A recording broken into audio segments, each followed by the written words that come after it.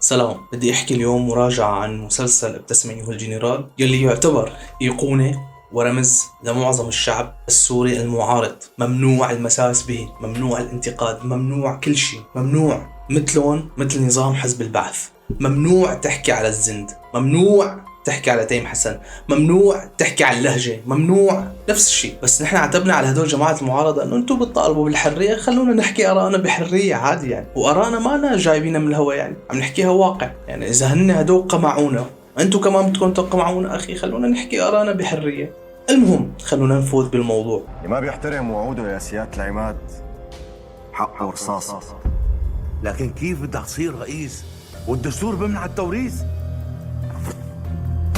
طبعا اليوم خلصت مسلسل ابتسم أيها الجنرال كامل إعادة مثل ما بيقولوا. مسلسل ابتسم أيها الجنرال بكل صراحة الناس تابعته وشاهدته لأمرين. الأمر الأول وهو المهم، الفضول. على كتر ما صار في فضول عند الناس يعرفوا شو يعني ابتسم أيها الجنرال تابعوا. أما الشغلة الثانية هي عبد الحكيم قطيفان ومكسيم خليل، شالوا المسلسل بإبداعهم، بمهارتهم، باحترافيتهم الفنية. رجعت حضرت المسلسل لو ما عبد الحكيم قطيفان ومشاهد مكسيم خليل، مسلسل كب.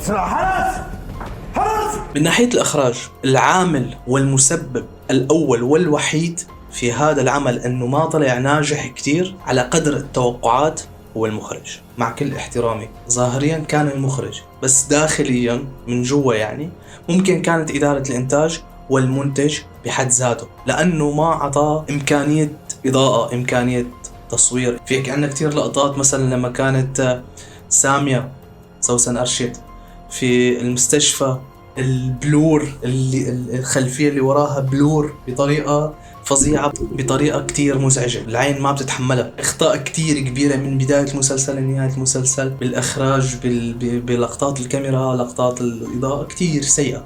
كان يحط راسه على مخدة ويعرف حاله انه رح يفيق تاني يوم، لانه في مين يسهر ليحميه.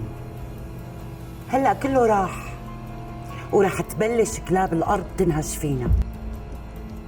لما كانت القوة حاضرة. لنوه على شغلة، إنه هذا المسلسل نحن أخذناه من مبدأ أن تأتي متأخرا خير لك من أن لا تأتي أبدا. هلأ جيت متأخر، ما نزلت بالتوقيت المناسب، يعني أنت كان لازم هذا المسلسل ينزل من زمان. هلأ شو مثل ما له فائدة.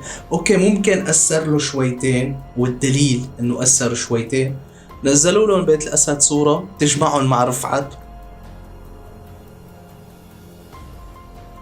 صورة عائلية يعني تجمعهم مع رفعت على أساس إنه نحن ما في شي بيناتنا وما في خلافات واللي فات مات واللي راح واللي كذا، تمام. وموسيقى تصويرية وموسيقى حزينة إنه ما في شي، ولا هيك نحن عائلة مجتمعة، عائلة بقلب بعضينا مترابطة. باين إنه كانت رد على مسلسل ابتسم أيها الجنرال إنه ما في شيء من هذا اللي عم تحكوه، رجعوا العالم على حياتها الطبيعية تبع إنه نحن عائلة مترابطة وعائلة كذا وهي ليكنا كلياتنا ما في شيء عادي. نرجع للنص سامر رضوان ده موضع انتقاد، لأنه في إشارة استفهام بالنسبة لموضوع السيناريو والحوار والسكريبت اللي أنت كاتبه. يعني أتوقع جازما كمان إنه صار في تدخلات من ناحية المنتجة، لأنه هذا نص ما له نص سامر رضوان، ما له نص اللي بيكتب الولادة من الخاصرة. بكل صراحة إذا نحن بدنا نجي نقارن ما بين الولادة من الخاصرة كإظهار فساد، كإظهار شغلات سيئة ومسيئة للدولة وللنظام، فولادة من الخاصرة في كتير شغلات أكثر من ابتسم أيها الجنرال.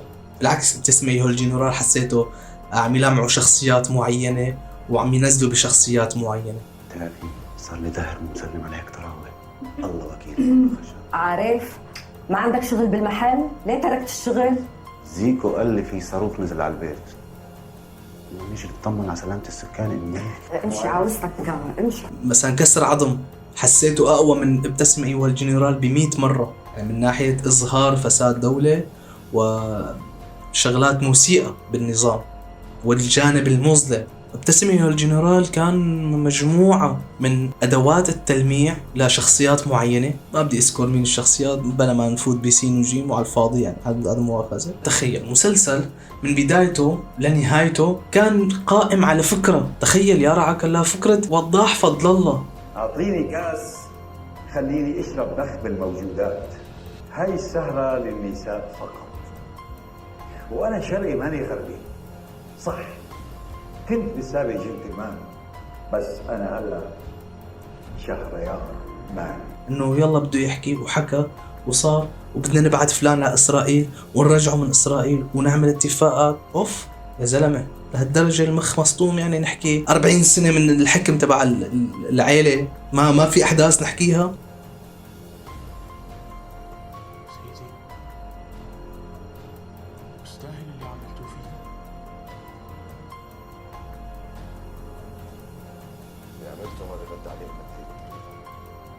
عداك عن انه في كتير حلقات، يعني اكثر من حلقة، كتير حلقات يعني اكثر من حلقة ما فيها ولا حدث. لا تجي تقلي هذا مسلسل درامي وليس وثائقي وهذا مسلسل مدري شو، لا انتبه، عم نحضر مسلسل بدافع الفضول بيحكي عن عيلة حاكمة لدولة معينة، فأنت لازم تورجينا هاي عن جد التفاصيل. طالما أنت أنتجت مسلسل، كتبت مثلت مسلسل، لازم تورجينا. فالنص بكل صراحة صار فيه تدخلات، لعب بطريقة فظيعة، وخاصة أنه خيال الكاتب كتير ساح. إذا نعتبرها نحن صحيحة حقيقية صارت، ما ممكن حدا يعرفها غير الله يا زلمة.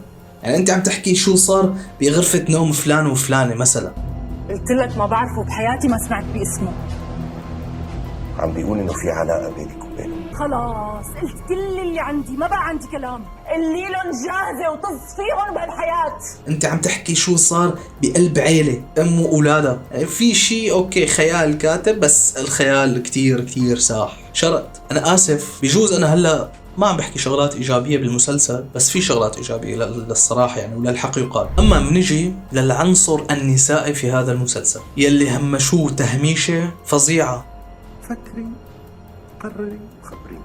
ليك هذا بيتي وانا ما بسمح لك تفوت علي واحد ولا كلمة، ما بدي اسمع إلا كلمة واحدة.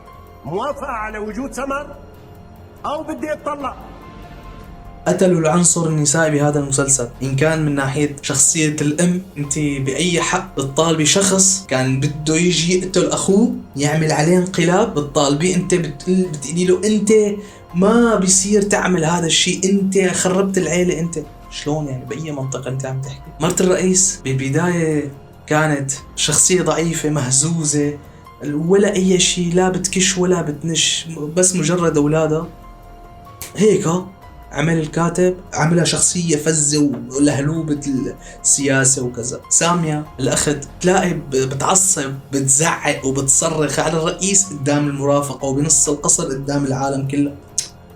شو عم تحكوا انتو؟ ولا بتروح بتصرخ بالمستشفى على كندرتي فيهم وعلى ما بخيلهم يركبوه. ما له منطق ابدا. بتصرخ لنعتبر انه بتحسبه طرطور، بس مو قدام المرافقه. ما يعني ما بصير منطقيا بالمخ ما بتصير. والحمد لله سوسن ارشد عملت تمارين صوت جباره، لانه بهالمسلسل زعقت كتير للاسف. يعني مو هي مساحه سوسن ارشد صراحه. بتوقع بنسبه 99% اللي على الورق بالنسبه للشخصيات كان غير اللي شفناه، خاصه زوجة الرئيس وخاصة سوسن أرشيد. شالوا من هون حطوا هون، شالوا هي حطوا هي، شالوا هديك حطوا هديك. أما بالنسبة نحن لاحظنا الرئيس فورات عم بيقرأ كتابين مختلفين بوضعين مختلفين. مثل ما بقول أول مرة كان بيقرأ كتاب Art of the War، فن الحرب، هي لما قبل ما يتمكن يصير على أساس خبير سياسي فلهوي سياسي. بعدين بلش يقرأ الأمير. هلا هدول الكتابين لميكافيلي يعتبر شيطان السياسة. يعني إذا في شيء بالسياسة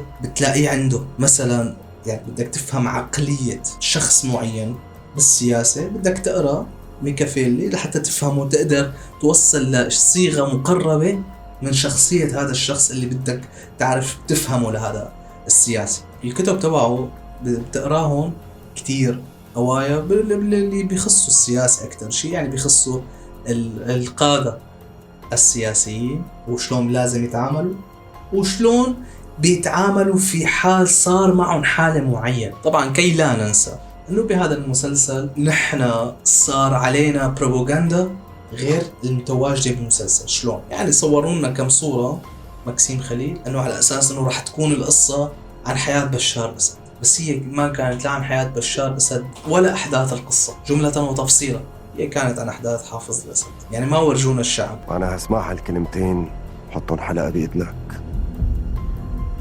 يا أنا يا بحرقها باللي فيها، غيري لا. تكرم عينك. حتى لما ورجونا الشعب بالمظاهرات كانت مظاهراتهم بكل صراحة عدم، ولا أسوأ من هيك ولا أسوأ من هيك. يعني بترجع بتشوف مشاهد المظاهرات سيئة جدا. يدعو للأسف صار دمج لحتى يعالجوا الحالة الدرامية، عدلوا الدستور وما إلى ذلك. إذا عملوا جزء تاني لازم ينعمل بطريقة صحيحة، وبرجع بقول وبكرر إنه الجزء الثاني بس ينعمل كمان بداعي الفضول الناس رح تحضره. أما بالنسبة للشخصيات الفعالة بهذا المسلسل، جائزة الأوسكار بتروح لماكسيم خليل. والله مجروحة شهادتنا فيه. عبد الحكيم قطيفان أنا يعني بتلاقوا شفنا كتير أدوار لعبد الحكيم قطيفان من نفس النوع، بس يا أخي وهر هيبة يا أخي. عبد الحكيم قطيفان بهذا المسلسل هيبة. للأمانة صعب كتير إنه تكون غرف نومكم تشبه باصات السكانيا.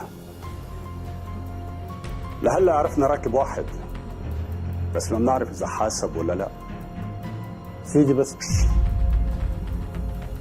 تمثيليا برجع بحكي الحلفان على البطن، يعني كمشهد تعال يا بنتي على اليمين، تعال يا ابني على وراي، تعال يا مدري وين، حطوا ايدكم على بطني وحلفوا. لك يا اخي بدكم تورجونا انه هن مانهم من اب واحد، بس مو هيك، مو بهالطريقه، يعني مو بهالاسلوب المبتذل. بدي اسمع. رح نضل ايد وحده لانه من بطن واحد. ردوا وراي. رح نضل ايد وحده لانه من بطن واحد. اعطونا مشهد حلو كان كثير ركيك، يعني هش تعالي على يميني تعالي على يساري. ايش هو عم تحطي خطة لكرة القدم؟ حاطة خطة ضد ريال مدريد، انت تعالي يميني وتعالي على يساري وتعالي وراي. شخصيات اختفت فجأة هيك، ما بتعرف شلون اختفت فجأة. ماريا مسكوها اختفت، رجعت بآخر المسلسل. في شيء هيك بالمسلسل كان ملخبط هيك بتدوخ يعني منه. لو سمحت إذا ما عجبك الفيديو فيك تشوف غيرنا، تابع غيرنا. لو سمحت قذارتك مو بالكومنتات، ترى كلياتنا بنعرف نسب، وخاصة أنا لساني والله مبرد وأوسخ منه ما في، فما بدنا نجي نتواسخ على بعضنا ونترازل. رزالتك خليها بغير مكان. عندك كلمة حلوة احكيها، ما عندك الله معك يعطيك العافية وخلصت. أما إذا عجبك الفيديو حط لنا لايك، اكتب لنا كومنت يدفعنا معنويا. يعطيكم العافية، ضلوا بخير وصحة وعافية انتوا أهاليكم. سلام.